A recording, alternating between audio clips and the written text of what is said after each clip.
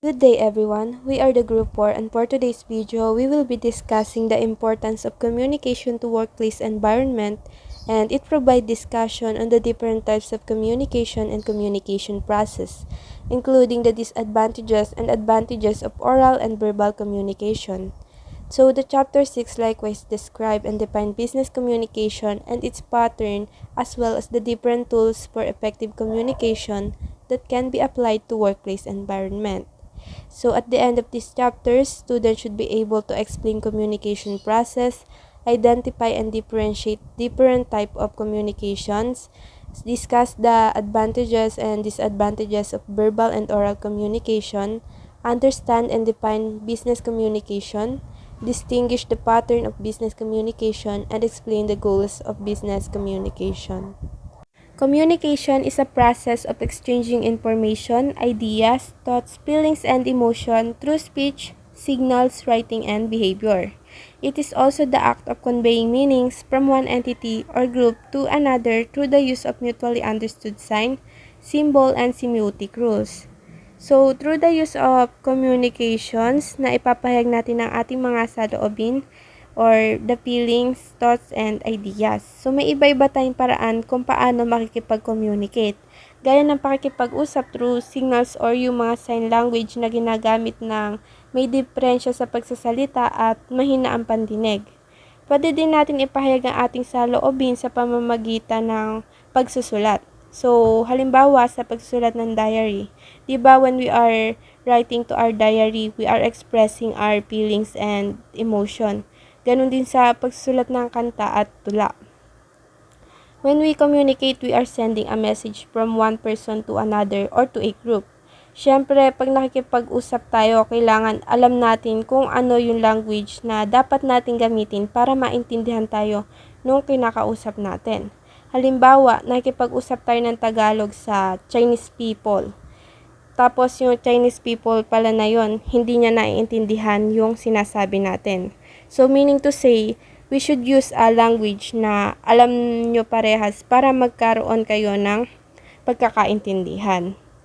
Communication is also a fundamental to the existence and survival of human, as well as to an organization. Just like what I've said before, it is a process of creating and sharing ideas, information, view, facts, feelings among the people to reach a common understanding. As you can see here in the screen, we have here the communication process. So first, we will define them one by one. So we have here the sender or the communicator who generate the message and conveys it to the receiver. So yung sender, siya yung source ng message and the one who start communicating. So the second one is the message. So ang mga nakapaloob dito ay yung mga ideas, information, view, fact, feeling, that is generated by the sender and is then intended to be communicated further. So the third one is encoding. So the message generated by the sender is encoded symbolically, such as in the form of words, pictures, or gestures before it is being conveyed. So the fourth one is the channel. It is the manner in which the encoded message is transmitted. So yung message na isa-send ay can be transmitted orally or in writing. The medium of communication includes telephone, internet, email, and so on. The choice of medium is decided by the sender. So, depende kay sender kung anong medium ang gagamitin niya upang maiparating kay receiver yung message. So, we also have decoding or kung paano mauunawaan ni receiver yung message na sinend ni sender. So, second to the last, we have the receiver. So, he is the person who is last in the chain and for whom the message was sent by the sender. Once the receiver receives the message and understands it in proper perspective and acts according to the message, only then the purpose of communication is successful. So, lastly, the feedback. Once the receiver confirms to the sender that he has received the message and understood it, the process of communication is complete. Feedback is important kasi dito mo malalaman kung naintindihan ng receiver yung message na pinarating ni sender. So, syempre, pag nakikipag-usap tayo, hindi nawawala yung mga noise sa paligid natin na nagiging dahilan ng misunderstanding. So, ano nga ba yung noise? Noise is refers to any obstruction that is caused by the sender, message, or receiver during the process of communication. For example, bad telephone connection, faulty encoding, faulty decoding, and inattentive receivers. So, we have the sender's role and the receiver's role. So, syempre, the role of the sender, sila yung nagsisend ng message, and yung receiver, sila yung tagapakinig or the one who read the message. And syempre, as a sender, you need to analyze your receiver educational background, culture, experience, and you must learn as much as possible about how a particular receivers or a group of receiver thinks and feels in general and with respect to the situation about which the communication is based. So, halimbawa, mga teenagers yung kausap mo. So, in order to get their attention, kailangan gumamit ka ng mga salita na makakapukaw na atensyon nila, gaya ng sana all, lodi, pet malu, at iba pa. So, ganun din sa pagkikipag-communicate sa matatanda. Kailangan nakawasto yung paggamit mo ng salita sa kausap mo. So, syempre, pag medyo oldies, kailangan ang paggamit natin ng salita dyan marespeto, gumagamit ng po at opo at mahinahon. So, pangatlo, we have the you viewpoint sa sender's role. So, ano nga ba ang you viewpoint? So, ito yung pagbibigay ng consideration sa point of view ng receivers. Syempre, we have different point of views in life. So, in order to avoid conflict, we need to analyze their values, biases, viewpoints, and potential. So, pang-apat, about ulit sa feedback. Gaya nga ng sabi ko kanina, importante ang feedback because this is the response of a receiver to a message. It is an indication that communication has taken place successfully or not. Yung feedback, pwede siyang non-verbal. So, pwede silang tumango kapag naiintindihan nila or pwede din naman verbal sa pamamagitan ng pagbibigay ng komento sa mensahe. Any response, even no response, is considered as a feedback. So, lastly, removing communication barriers. So, as a sender, dapat alam mo kung paano ma-prevent yung mga possible barriers in communication. So, let's move on in the receiver's role. So, as a receiver, dapat open-minded ka and willing ka to learn new ideas. So, we as a student is a perfect example of receiver. Dapat willing tayo matuto and dapat we take note to the important details na sinasabi ng teachers natin. Next, providing feedback to sender. So, kailangan matuto tayo magbigay ng feedback para aware sila kung naiintindihan ba natin yung message na pinarating nila and asking question for clarification if necessary. So, kung mayroon tayong hindi naintindihan, pwede natin itong itanong para maulit nila at para maintindihan natin yung message. The sender has a great responsibility for the success of communication than does the receiver. Ang sender responsibility ay maiparating yung message ng maayos at naiintindihan ng receiver para masabi na successful ang communications. People communicate with each other in a number of ways that depend upon the message and its context in which it is being sent. Nakipag-usap tayo sa maraming paraan. Ito'y depende sa kung paano natin sasabihin at kung anong context ang ating pag-uusapan. Meron tayong dalawang types of communication, verbal communication and non-verbal communication. Verbal communication. It refers to the form of communication in which message is transmitted verbally. Communication is done by word of mouth and a piece of writing. In verbal communication, remember the acronym KISS. Keep it short and simple.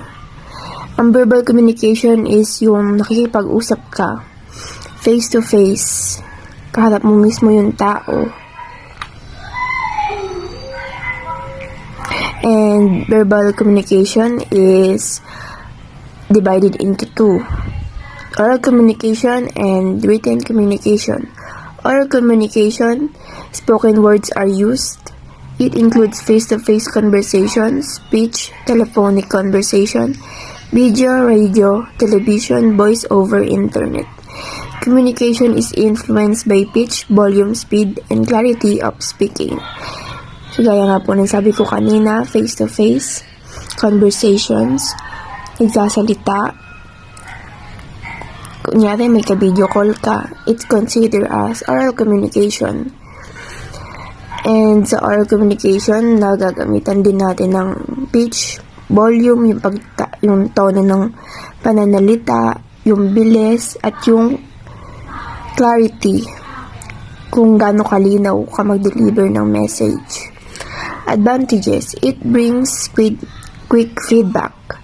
In a face-to-face conversation, by reading facial expression and body language, one can guess whether he or she should trust what's being said or not. Pag nga naman po kausap natin mismo yung isang tao, mas makakakuha tayo ng mabilis na response ng feedback. Kumbaga, masasagot niya agad yung mga sinasabi mo. Disadvantages. In face-to-face discussion, user is unable to think deeply what he is delivering, so this can be counted as a fault. Meron nga naman mga tendency na kung ano na lang yung naisip mo, yun na lang agad yung lumalabas sa bibig mo. And sometimes, hindi na rin natin napag-iisipan yung mga sinasabi natin, which is mali. Nagkakaroon siya ng bad impact sa pagkausap natin, and it's one of the disadvantages. What is written communication? Written communication encompasses all forms of communication that involve the use of written language. It is one of the two main types of communication, along with oral or spoken communication. Written communication refers to the process of conveying a message through the written symbols. In other words, any message exchanged between two or more persons that makes us use of written words is called as written communication. Communication is the important thing to any attempt regarding a couple of people. Written communication is crucial in today's modern world, and it is becoming increasingly important in today's information age. Written communication is, in fact, the most popular method of business communication. Small business owners and executives must develop and expand excellent written and verbal communication skills for all personnel. The information age has changed the way we communicate, with a greater emphasis on written and verbal communication. This is a formal way of communicating and is less flexible. Properly stored documents will be a permanent record for future reference. It can also be used as legal evidence. Some of the examples of written communications are memos, reports, email, letters, postcards, brochures, and many more. Some advantages of written communication are: number 1, no need for personal contact. You can tell someone what you need to say through an email instead of face-to-face. Number 2, saves money. You can send an email instead of calling long distance. Number 3, proof. It provides written proof in case of a dispute.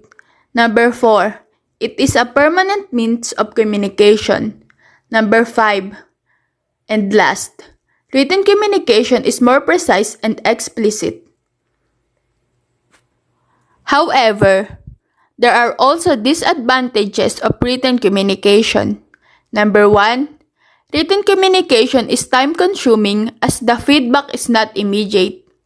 Number 2, too much paperwork and emails burden is involved.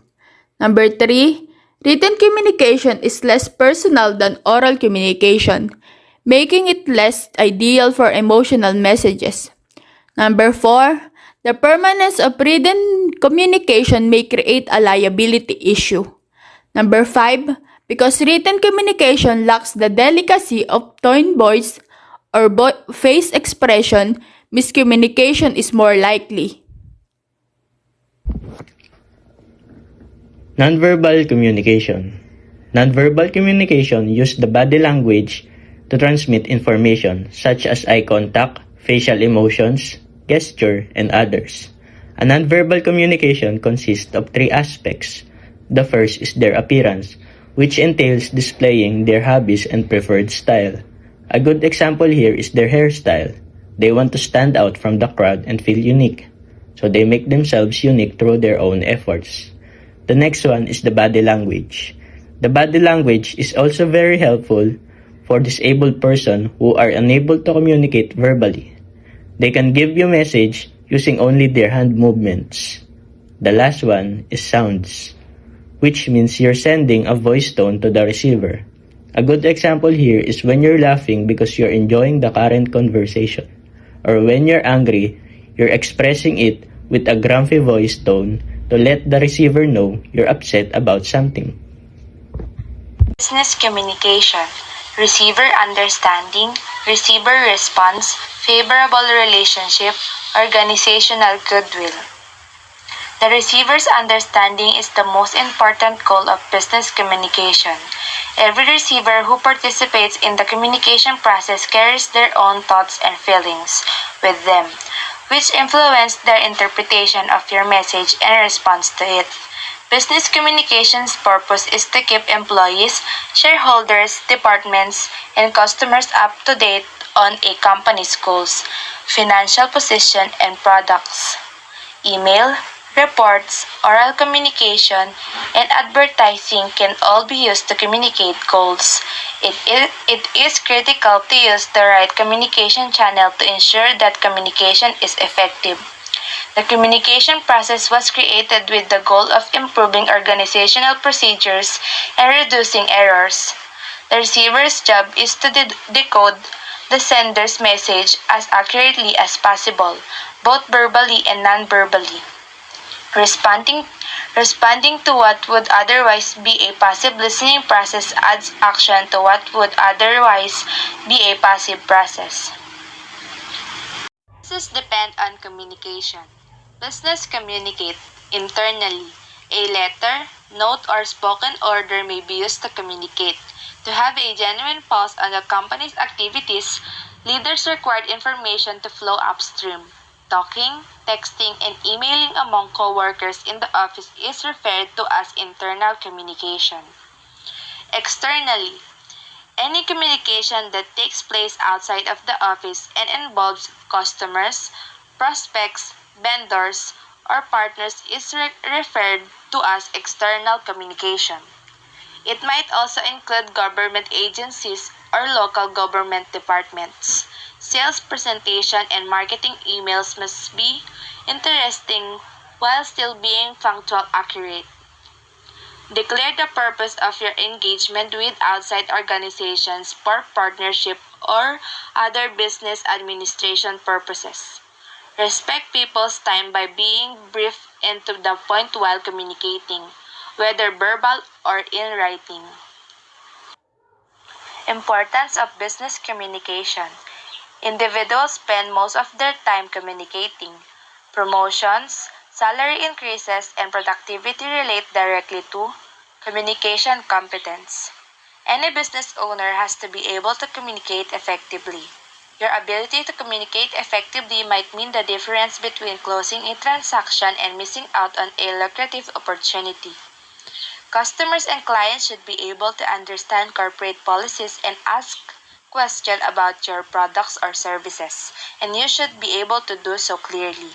In order to attain your objectives, it is critical to communicate well during negotiations. Within the company, communication is also crucial. Effective communication may aid in the development of a positive working connection between you and your employees, which can enhance morale and productivity. In business, clear, compelling statements regarding strategies, customer service, and branding must be communicated. A company that is creating a brand sends out a consistent message to its target market. Internal communication fosters teamwork and collaboration through fostering relationship between employees and supervisors. A company's profit margin and reputation are depend on good communicators. Employees that are able to communicate effectively and comprehend the company's vision contribute to the company's success. Building better teams, preventing misunderstandings and disputes, and improving customer service are just a few of the ways that excellent communication skills may help a company and its workers. Business communication, the transmission of information within the business environment. The information may be transmitted, sent, and received between or among individuals. The practice of communicating information between persons within and outside a corporation is known as business communication. Employees and management communicate effectively to achieve organizational goals through effective business communication. Its goal is to enhance organizational methods and cut down on mistakes. Businesses may pick the methods that are most successful for their products and audience if they comprehend the enormous scope of communication activities. Presenting opinions or new business ideas, making plans and proposals, executing choices, reaching agreements, sending and delivering orders, successful selling, and effective meetings are all important aspects of business communications. Annual reports, vision statements, emails, memo, and strategy plans are all instances of business communication. Patterns of business communication, internal communication. Organizations employ a broad range of internal communication strategies, including vertical, horizontal, formal, and informal communication. Let's take a quick look at each. Vertical communication occurs within the formal organizational hierarchical structure. A message may start at the top and be transmitted down at each level of the hierarchy until it reaches the bottom level. Responses are communicated back up the chain of command in reverse ordered until it reaches the top level. Halimbawa, si General Manager ay nag-announce ng new personal leave policy at sinend niya yung memo sa Finance and Human Resources. So, ang gagawin ngayon ng dalawa, ipapasa naman nila ngayon yung memo along to their respective department head. So, yung department head, ipapasa naman nila sa mas mababang posisyon yung memo hanggang sa makarating sa pinaka-mababang posisyon. While the horizontal communication occurs when the transmission of information is between people within the same level of the organizational hierarchy. So, sila yung magkaka-level lang. There are two forms of communication under the internal communication, the formal and the informal communication. First is formal communication. It is planned by the organization, it flows in all directions, and it is essential for effective operation in the business. Meaning, nangyayari ang formal communication sa isang organization sa paraan na pinapasa ng mga top leaders ng bawat departments ang isang message papunta sa mga lower level employees. It is backed by organizational procedure, and it is necessary to fulfill the goals of the organization. Next is informal communication. It is not planned by the organization unlike the formal communication. It also flows in all directions, and it is essential for developing and maintaining human relationships. Ang informal communication naman ay pwedeng mangyari kahit sa ang loob ng organization. Ang primary goal ng informal communication is to preserve and establish the relationships sa pagitan ng mga colleagues, superiors, and subordinates sa isang organization. So, we have here the levels of communication. The first one is intrapersonal communication. It's a communication that occurs in your own mind. It is the basis of your feelings, biases, prejudice, and beliefs.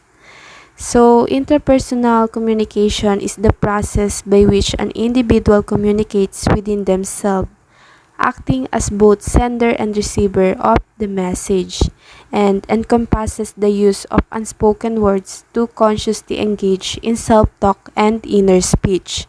For example, a person may use self-talk to calm himself down in a stressful situation, or a shy person may remind herself to smile during a social event. So, ibig sabihin, ito yung pakikipag-usap natin sa ating sarili and dito tayo yung nag-act as a sender and the receiver of the message.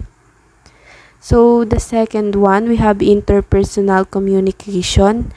The communication between two people but can involve more informal conversation. So, sa interpersonal communication naman ay ang pakikipagpalitan ng impormasyon ng dalawa o higit pang tao. We can say that interpersonal is informal communication. So, yung interpersonal communication, pwede siyang verbal and non-verbal communication.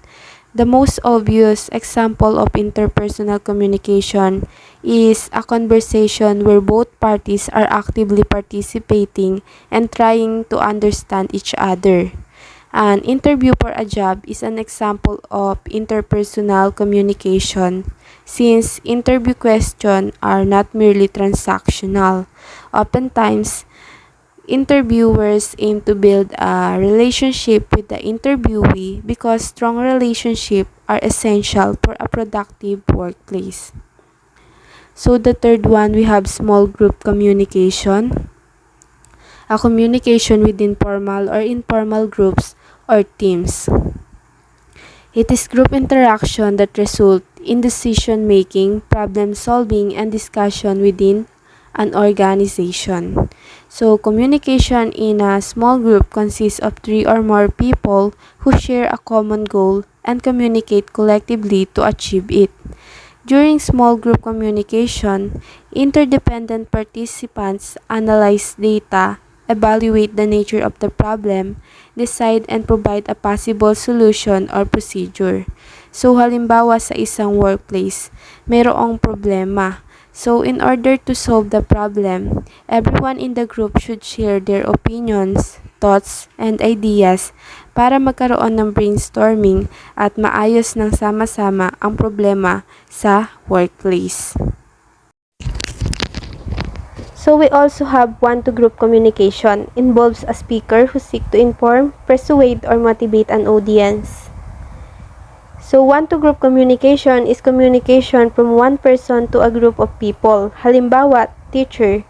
Di ba alam naman natin na ang teacher ay nagsisilbing speaker upang makapagbahagi ng kaalaman at ang estudyante ay ang tumatayong tagapakinig upang matutunan ang mga tinuturo ng isang guro.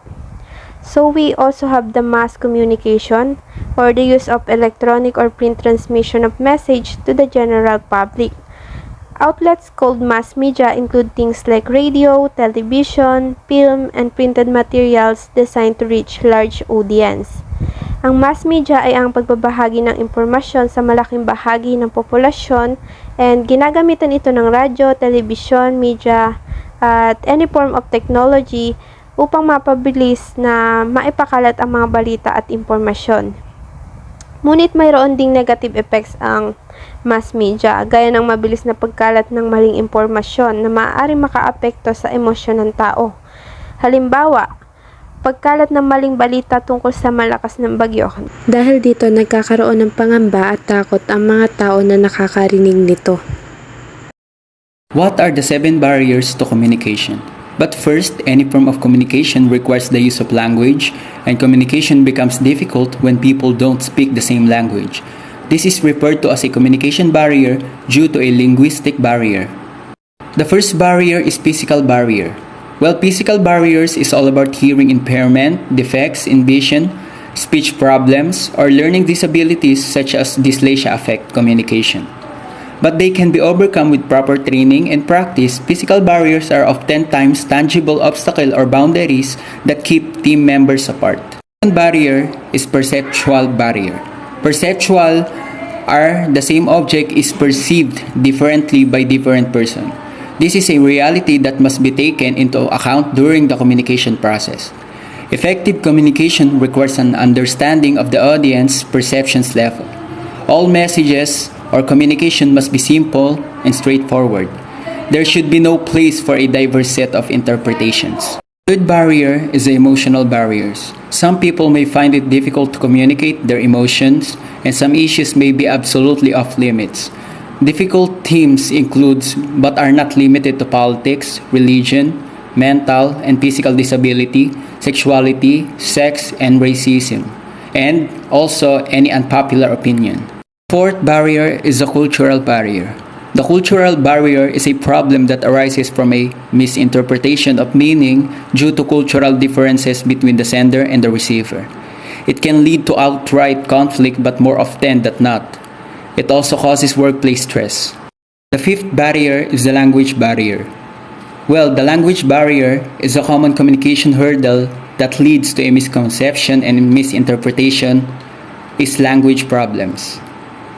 The majority of people on the planet do not speak English, or if they do, it is just their second or third language. The communication has no meaning if the speaker and the receiver do not utilize the same language and terminology. Also, when you don't use language that the other person understands, meaning your communication is unproductive and your message isn't delivered. Let's proceed to the sixth barrier. The sixth barrier is the gender barrier. The gender barriers of the communication are the result of the different ways in which the various gender communicate with one another and are expected to communicate gender stereotypes. It also assumes gender roles and interpersonal difference that can lead to unhealthy communication gaps. The last barrier is the interpersonal barrier. The interpersonal barriers communication is also described poor self-esteem, social anxiety, and other issues can make it difficult for people to feel comfortable opening up to others, which it is hurt their ability to communicate feelings accurately to others as well as their ability to interpret to other people. Communication barriers. Barriers to communication are things that get in the way of a message being received. They could be physical, such as loud music playing, or emotional, such as when a person is too angry or fearful to listen to what another individual is saying. So, ang communication barriers, ito ang bagay na humahadlang sa komunikasyon sa pagtanggap at pagpapadala ng mga mensahe. When it comes to communication barriers, there are 7 common barriers that stand in your way. Let's talk about each of them, as well as how you and your team can overcome them. Physical barriers. A physical barrier to communication can be defined as an element or a physical factor that acts as distraction to hinder the flow of communication. A physical barrier can be natural or human-made and easy to spot. Ang physical barriers ay natural o ginagawa ng mga tao at madaling makita. Isa din itong distraction upang hadlangan ang komunikasyon. For example, noise o ingay. Ang ingay ay isa sa pinakakaraniwang pisikal na hadlang sa pakikinig. Ito ang nakakagambala sa komunikasyon sa pamamagitan ng pagkilos bilang isang kaguluhan sa kapaligiran o ang daluyan ng komunikasyon. Perceptual barriers. Perception barriers are mental blocks that are the result of internal biases we have of people or events around us. They disrupt effective communication because they prevent us from having healthy conversations with others.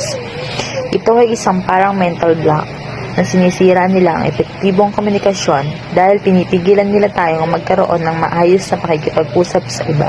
Emotional barriers. An emotional barrier to communication is often the result of low emotional intelligence, also known as emotional awareness or control.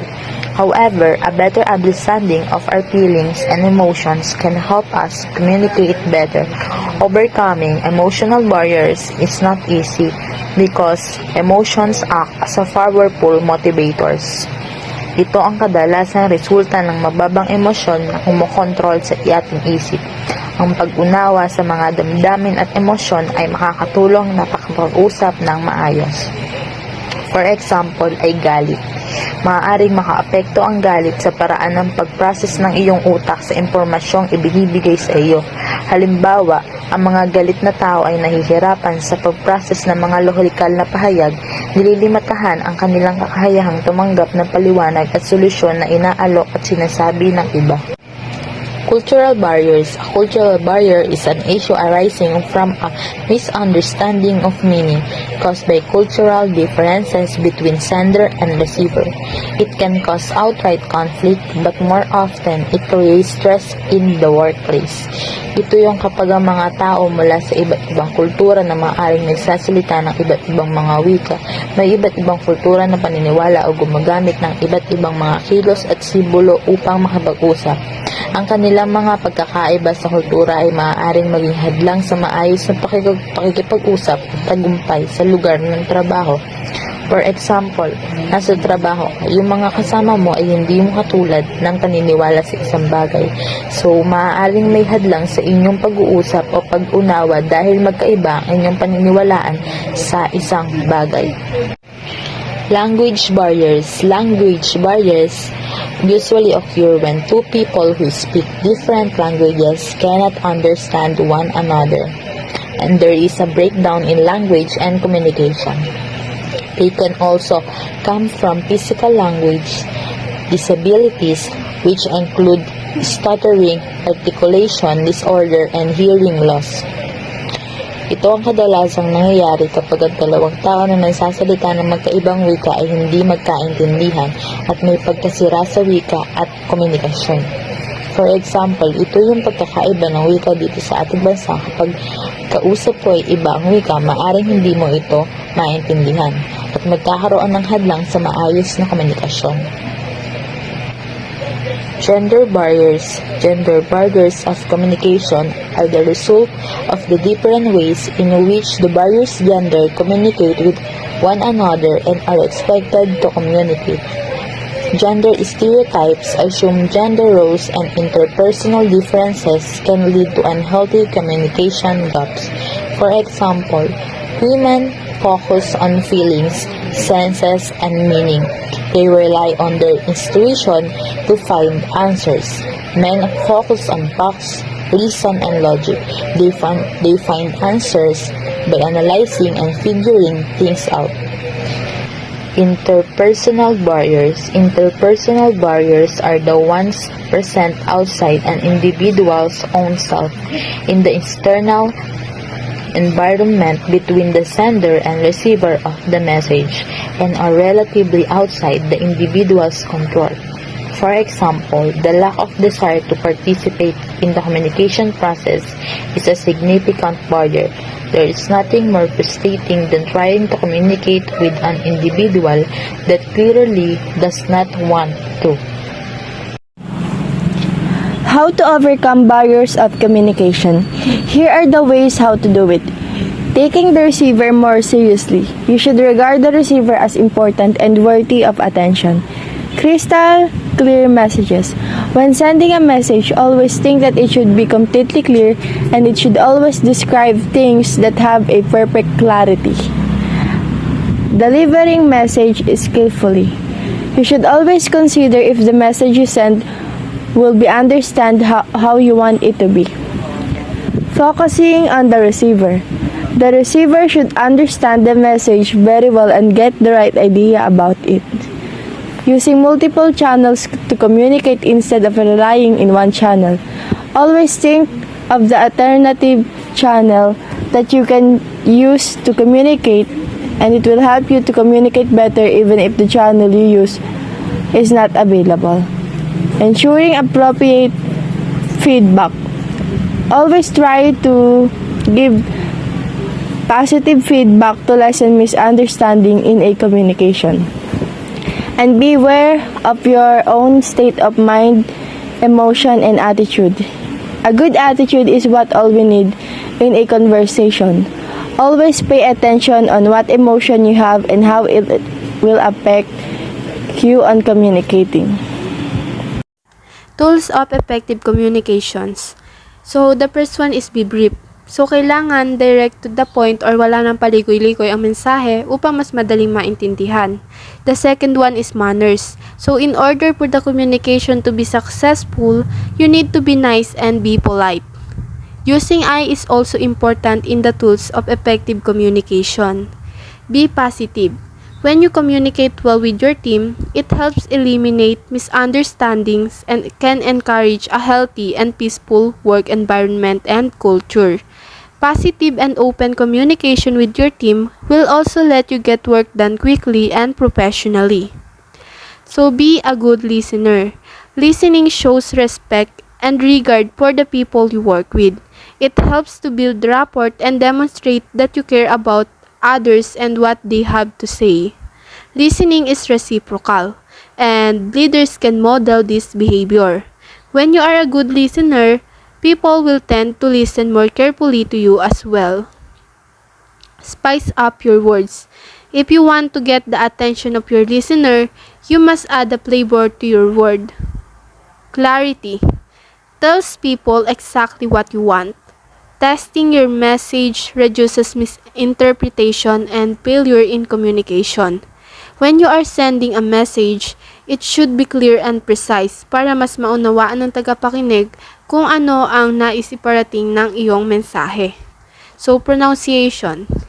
It is also a vital to proper communication because the incorrect use of pronunciation inevitably leads to the message being misunderstood by the recipient.